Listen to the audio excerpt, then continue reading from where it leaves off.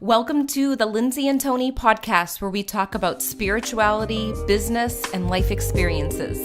In this podcast, we're bringing our private conversations to you. We believe that it's through discussion, action, and reflection that true change occurs.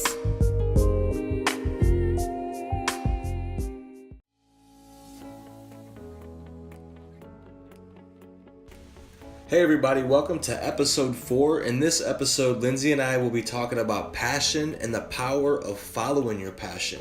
In this episode, you will learn where to start when figuring out your passion, why your past is pivotal for your passions, and how following your instinct will lead you to your passion, and the one clue that will get you clear on what fulfills you, the magic key to pursuing your passion, and how to recognize the signs that show up if you aren't living your passion.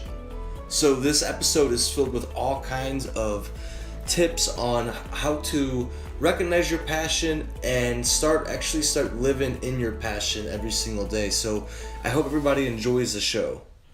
Okay, welcome back. We are now getting the hang of this, guys. We're trying to figure this out because we're brand new to the video podcasting. And we just want to start by saying we're going to start looking at you at certain points if you're watching this on video, because it felt kind of awkward looking at us after we were looking at the videos, and we thought, okay, we can look at each other, but we got to include the audience if you're watching it on video. So we are happy to have you here. So excited. And we can't wait for today's episode. And this is all about, Tony? Following your passion. Yeah. And figuring out how to figure out what is your passion and everything that has to do with aligning yourself with what brings you joy. Yeah. And I think that's the big thing, is what does bring you joy. I think a lot of people think that their passion is a hobby. And if they're passionate about something, they can do it on their free time, or they can do it on retirement, or they can do it on the weekends. But no, you don't have to do that. Right, and there's some hobbies to where you might want to do it maybe once a week or maybe once a month. And then there's other hobbies to where you could do them every single day, all day long. Mm-hmm. So there are different passions and hobbies that we do have, but it's picking one to pursue as a career or as like what some refer as a magnificent obsession, mm-hmm. or something that you actually could wake up every day and read about, study about, reflect about, and get better at.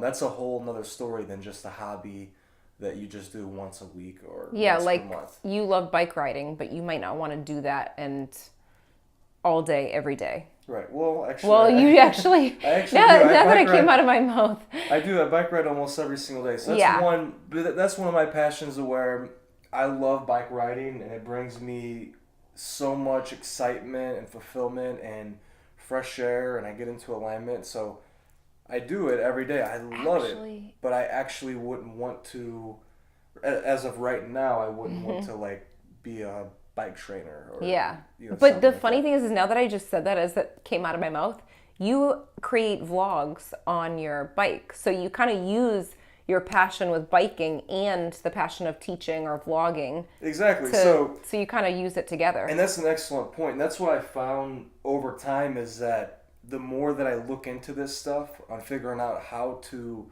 go about using my passion and following my heart and doing what you love, all the things that we know are like huge factors in feeling fulfilled and having success, the more I look into it, the more I realize that when we start to get into alignment with everything, we start to position ourselves to where we could use more and more of our passions in our work. So like you said, I'm able to do bike vlogs, so I'm including my passion of biking into my other passion of teaching people. So, and actually taking photographs and videotaping. I remember my aunt bought me this real nice camera when I was in 6th grade, and we'd go to baseball games, and I would take pictures, and I would take pictures all the time, and I've always loved taking pictures. So I've actually combined that into what I do now. So a lot of my hobbies my passions have actually came together through following my ultimate passion, which is teaching people information that could transform their life. Yeah. So. And I feel like I use travel with my mediumship and my psychic stuff, because we'll choose a place that we want to go, and then I'll do a Messages from Heaven event, or I'll teach my students while I'm on the beach, or teach them when I'm in Sedona. Like a couple of years ago, Tony and I did this road trip, and we started in Florida and we went all the way to California. So we stopped along the way with Romeo, our dog. He's not here today. He's sleeping upstairs as we're talking, but I'm sure he'll walk in at some point. I'll try to scratch at the door. But he came with us, and we had so much fun doing that. And I was able to teach and do readings in different places. So I think that if you can figure out what your passion is, and where do you think that they should start figuring out their passion? I have an idea in my head on how I can direct them, but I want to hear Tony. I would say start with stop trying to figure it out, and just do what you did when you were a kid, to where you just did what you wanted to do. And obviously I'm talking here on, not doing crazy stuff that's going to harm people. But like doing, like, as a kid, you might have picked up a pencil and started drawing because that's what you felt like you wanted to do in the moment. So I think it's one of those things, like everything with life and energy it's momentum. Right. So you start every second of the day by doing little things that you love, and you start to honor those things, and you start to engrave them into your day more and more. And I think what will happen is you'll start to become more clear about what you actually love, and then you'll also start to become more clear about what is your ultimate focus, like what's your ultimate passion, which a lot of times it's hard to really figure out the one. That's a lot of people's problems, and a lot of people watching this or listening right now, that might be your problem, to where you're like, which one do I pick? I love writing, but I love this. And I would say just to start doing them. Just to start, like, if you want to write every day. Write a page a day or 5 pages per day, something that's comfortable with you. And then start publishing them on blogs or Facebook or social media. And then start doing your other passions too. If you like personal training, start working out with somebody and helping them whenever you get the chance to. But start pursuing these in whatever way that you can, and what will happen is you'll start to get in more alignment with what you end up doing as a career. Right. And invest in yourself in that topic. So if it's something that you do want to, if it is writing, go take a writing workshop or go to a writing retreat. Do those things to kind of get you closer to be really in it, and hang out with people that are doing it. If you're not doing what you love full time, and it's something that you're interested in taking it to the next level in business or whatever it is, hang out with people that are doing it so that you can actually know that it's doable, it's possible. And I think surrounding yourself with people, whether it's a book or a YouTube video, that are doing the things that you want to do, brings you closer energetically in your belief system, and brings you closer in the way that, wait, it's not that far away. I think a lot of people, when they think of a job, they think it could be 9 to 5. Some of the people listening might be entrepreneurs, and you're already doing the entrepreneur thing. And you might be thinking, oh my gosh, am I doing this right? Is this really what I'm supposed to be doing? And I think the huge thing is knowing that you've never made a mistake. Everything that you've done to this point, wherever you're at, has led you to this point. So there's no mistakes in what you're doing. And I think that's both, we can talk about that too, between the things that we did, because both of us, Tony and I, were teachers, are still teachers. And I feel like going to school, getting my master's in education, I only taught after the master's for, a few years after I got my master's. But that experience with that program was so pivotal in my life. Just the process of going there and attending classes and being in that energy and surrounded with those people really brought me kind of full circle in the teaching world. And I feel like we still continue doing it in our work now. Right. And that's the thing.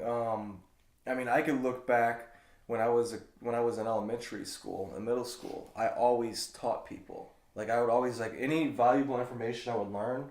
So in elementary school, the information was basketball and sports and training. So I would learn all these different drills and skills at practice, and then I would go outside of practice and I would teach my friends in the neighborhood. I could totally see you And doing it was just like a natural instinct that I had, where if I thought the information was valuable, I was going to share it. And I think that's an instinct that a lot of people probably has inside of them, but some people are scared to share the information, and others, and I understand. Especially when it comes to information that's spiritual, like the law of attraction, that could be kind of scary sharing it with people. Yeah. I never had that fear, thank God, but I know a lot of people who believe certain things and they don't want to share it with people because of that fear of being judged. That's kind of for me, when I was always into the law of attraction. Actually, it's funny because my mom is the one that saw it on Oprah, The Secret.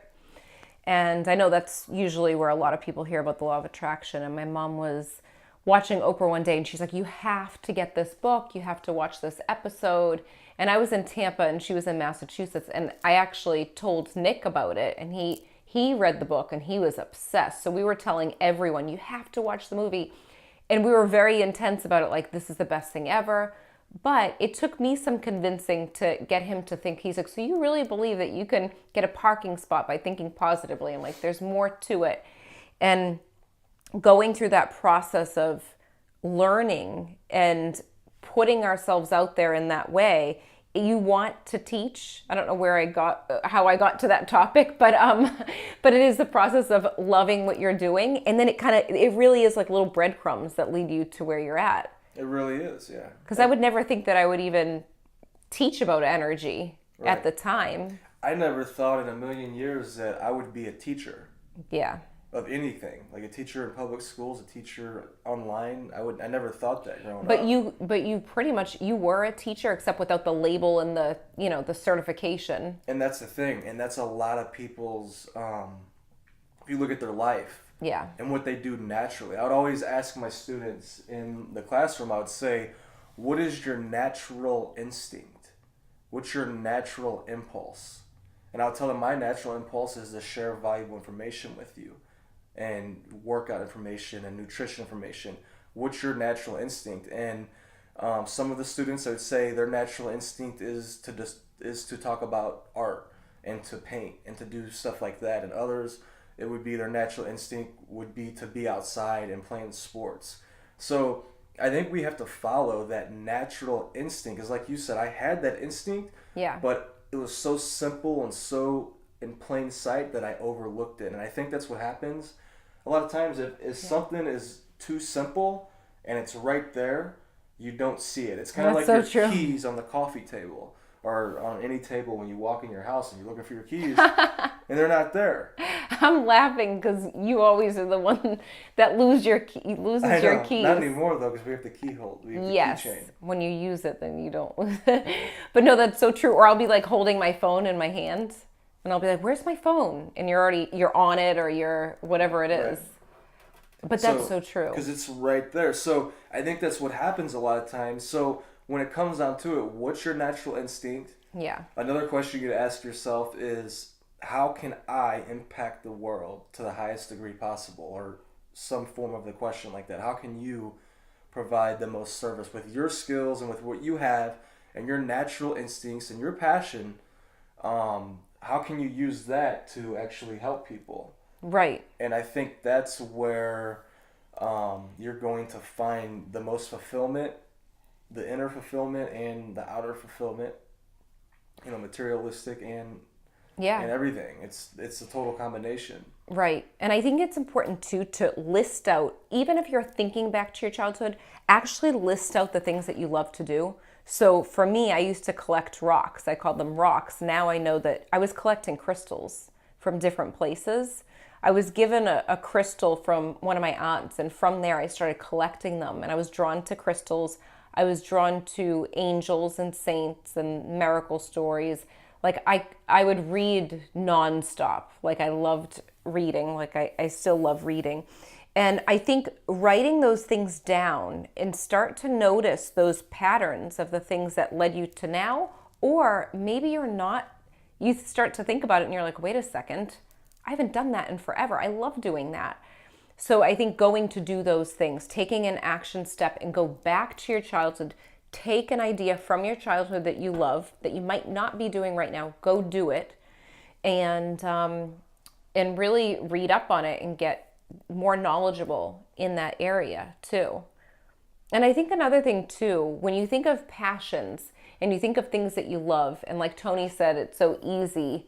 You know, when you mentioned like it's almost like so easy, it's like the keys on the table. You don't even pay attention. It's there, so you just don't even. I've heard some people say, well, the question is, if you had $1 million, what would you do with it? Like what, I asked you that one time. If you had $1 million, what would you do with it now? And what kind of job would you have right now? And you said, well, I would teach people and I would do this and that. And the question that I want you to think about if you're listening to this is, if you had all the money in the world and you had to pick a job, what would be the job right now that you would do? And really thinking about it, what is holding you back from doing it now? Other than the money, what's holding you back? So I think that's a big thing to think about, is what is it? And a lot of people think that if they do their passion, it might not make them enough money, or it might not, oh, everyone else is doing that, I can't sell that because everyone else makes paintings. But no, there's a specific energy that comes through you that you can use that people want. And I always think as I'm talking, I'm actually getting heat on my arm, like I'm getting a message that I need to kind of put this out here. If you can imagine a painting on a wall, Tony might see a painting that I'm seeing and I'm like, I absolutely love this painting. And he's like, what do you see in that? It's just a bunch of like pink and white dots on it. But there's an energy about it that I'm gravitating to. And I think that's important that you know that whatever you are doing, even if someone else is doing it, people will gravitate to you because of your energy and it matches up with their vibration. So just know that, really believe in what you want and put it out there coming from you and go from there. Right. And that's an excellent point too, that people will gravitate to your energy too. Yeah. Like, think about it. Think about who cuts your hair.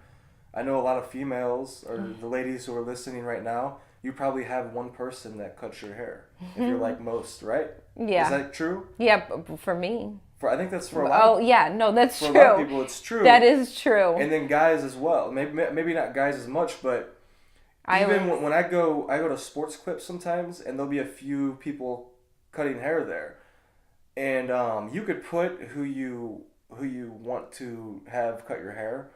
But a couple of times I didn't write anything down. I just put next available because I had to be somewhere. Yeah. So, but I was hoping for a particular person because their energy was better. Yeah. And that's the thing. So that goes with anything. Any service that you do, whether it's getting your gas pumped. Yeah. In Boston, which is weird. I thought that they pump your gas in Boston. He's like, wait, what? They don't do that in St. Louis. Yeah. Or even here, I don't think. No. Yeah. But whatever you're doing, whether you're getting a reading from a medium like Lindsay or anything, personal trainer, yoga teacher, right. A chef, somebody cooking your food, because they're bringing their energy to the table. And yeah, and it's valuable. It's valuable. So people are going to look at you the same way. And the more in alignment you are with your passion and with what you truly love doing, people can feel that. They could feel it and they're going to be drawn to it, and you will have no problems making enough money to support that business over time if you just take the steps that you could take right now. And I know some of you might have like 3 kids or 4 kids and a mortgage and a car payment and all of this stuff, to where you might not be able to quit that job that you hate going to. But what you can do is you can start an hour per day. You could maybe wake up an hour early. I know it's easy for me to say, but it's a truth. That you could wake up an hour early and you could just start pursuing that passion little by little. In the same way that Lindsay did. Lindsay did this with her mediumship business. Her last year teaching, which she didn't know was going to be her last year until towards the end, she actually started her mediumship business as she was teaching in the public school systems, and slowly but surely she would do a couple hours here, probably doing 20 hours a week at the beginning. Yeah, I forget. I just Something like remember that. it was like 2 years before I left. But you did whatever you could, Yeah, and it then was- slowly but surely it built up to where it got too much by the end of that school year, to where she had to quit teaching. But you'll come to that conclusion too, to where you'll have to pick one or the other. But the key is to just start. Yeah, that's a huge thing. So many entrepreneurs come to me for readings, which is great because I love giving readings. But at the same time, the main thing that comes up that I've noticed is they're afraid to start because they want it to be perfect, or they want it to be just right, or they don't want to make the wrong decision, or they had this vision at one point and now all of a sudden it's changing. They're afraid that they have to start their whole business over. But you know what the big thing is if you go with your heart the whole time, the right people will follow you. So if you stay with your passion, no matter what, because things are going to change, just like me having the radio show at the beginning. I absolutely loved it. And then I'm like, something has to shift. The people that were listening to me on the radio show, the right people that want to join me on the podcast will come. There's no fear in that. And I think when you let go of the fear, stand in your power, do what you love, you are on a completely different frequency than that feeling of being wishy-washy, like, should I be doing this? Should I not be doing it? And I think that's really a huge thing, is to just, when you do what you love, automatically you're going to attract amazing, beautiful things to you. Don't you feel like that? Absolutely. It all starts with that. I mean, Yeah. think about it. The most valuable thing that we have on this planet is obviously oxygen and time. Yeah. So if we're on this planet, doesn't it make sense to spend our valuable time doing things that we actually want to do? It makes zero sense to spend our valuable time on this planet waking up, getting your clothes ready, packing your lunch, driving through traffic, You're thinking about what, going to work, and Yeah. working at a place where you have zero fulfillment and you hate doing it, and you're wasting all of this valuable time doing all this. That makes zero sense. We were not put on this planet to actually wake up and do things that we don't want to do. so true. And the majority of our life can consist of work. Like when we work, we don't even feel like we're working right now. We're working, even though I don't feel like it's work. But yeah, what's the point of wasting 8 hours a day if you are driving to a job that you don't like? And you'll feel it. If you're not in your passion, you will feel absolutely exhausted. You'll notice physical things start coming up. You might have a headache. You might feel like you have back pain, or, whatever it may be, because your physical body is the last thing to tell you. Your emotional well-being tells you first. Your soul senses it, but the physical body will tell you last. And that's when you're kind of forced to change something.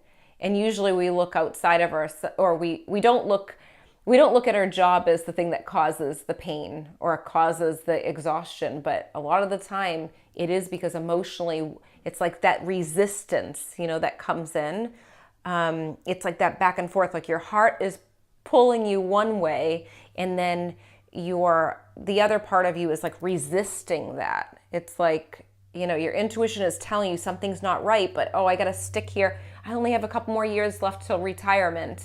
But then when retirement comes, don't you find that people that experience retirement, they only have a little bit of time to travel, because either something happens to them, God forbid, I hope that doesn't happen to people, or they're too tired too tired to travel and do those things. It's like they wait all their life for retirement and Social Security to come in.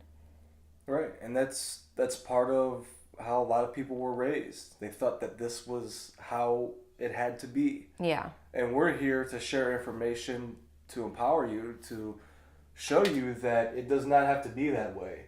Is it easy to just switch and be like, all right, I'm going to do my passion now? No, I mean, a lot of times it's not easy. Like, right. Because you're in circumstances that actually are stressors on this, that actually stop you from actually doing this in your own mind.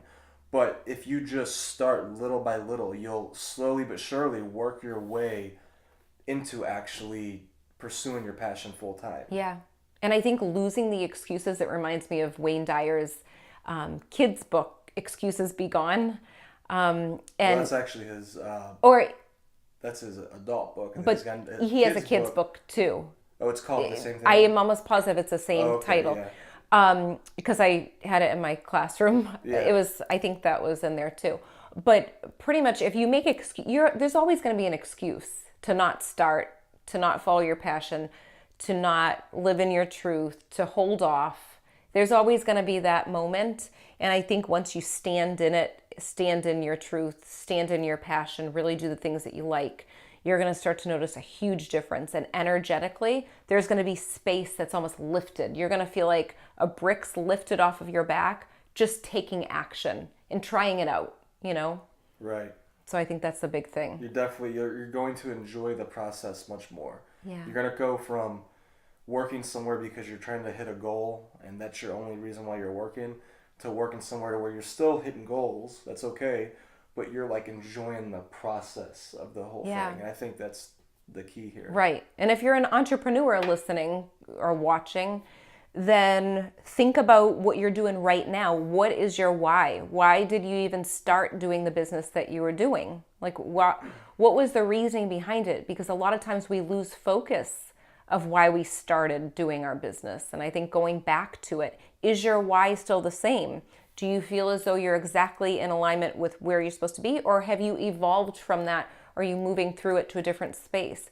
And if you are, that's okay. That's totally fine to change your mind or to shift the course, because I feel like that's why we're here, to learn experience. Be okay with that. Yeah. Shifting the course, because a lot of times what will happen is somebody will make a decision that this is what they want to do, and they're making that decision because it makes a lot of money or because it sounds like a good idea to them. Like, I want to be a life coach because it sounds good. Or I want to be a teacher because it's a noble job, or whatever. You're doing it for reasons that are outside of truth. And when we step outside of truth, it causes a lot of pain and frustration, and you waste your time. So we want to pick what we're doing and make sure that we're doing a business or a career that we actually have passion for and enjoy doing. And when you just said that, it reminded me of so much so that, you know, when we want to please our parents, or maybe luckily I have Tony, I'm so grateful for you that you've never said, oh, I think you should do this. He never says that. He always says, follow your heart, do what you want to do. I'm lucky for that. But it's very easy to follow what people would be proud of you for. So like I could have stayed in teaching. I was tenured. I was locked in the system. We both were, recognized for our teaching abilities in the school system. We could have stayed with that because that was the safe thing to do. But like you said, Tony, really going off of what you feel too. And I think that's important, not to follow what's going to make other people happy. Because usually what other people are saying, it's usually their fears coming through and being put on us. Or their fears or their excitements are put on us. And it's important to really tune into what we want to do, because you will have a sense of resentment or regret when you don't do the things that you want to do and you do it for other people and not yourself. Right. And that's why, like you said, it's so important. Like we say on, I think, just about every podcast so far, to know yourself. Yeah. To tune in and to take all of this information that you're hearing on this podcast, that you're hearing everywhere you go, and thinking for yourself. Right. And feeling it out. Getting to the parts where you're out of your head and you're into your heart and intuition and you're sensing out everything. Yeah. And that'll tell you exactly all of your answers. Yeah. I think we gave you a lot of information to think about, and just take your time with it. Have fun. That's the big thing. Sometimes we forget, well, I don't know if you do all the time, Tony, but like even with this podcast, we kept saying like, oh, we got to make sure the right angles, right. And then as the episodes go on, you get more comfortable with talking on camera in front of people. You start to adjust. Like this setup, like we've done camera, but it's kind of a different setup. Yeah, it was kind of weird. Like the first episodes we're talking to each other, and then now we'll look at the camera. We'll try it out this way. We're so happy that you joined us again. And cheers to another good There we go. episode. Cheers. See you guys next time. See you next time. We hope you enjoyed this episode as much as we did. If you liked it, leave a 5-star review on iTunes, and remember, subscribe to our YouTube channel too. If you can think of anyone else that would love this episode, share it with them right now on social media or email. And remember, getting results is a process of learning, applying, and reflecting. Stay consistent and continue to grow every day.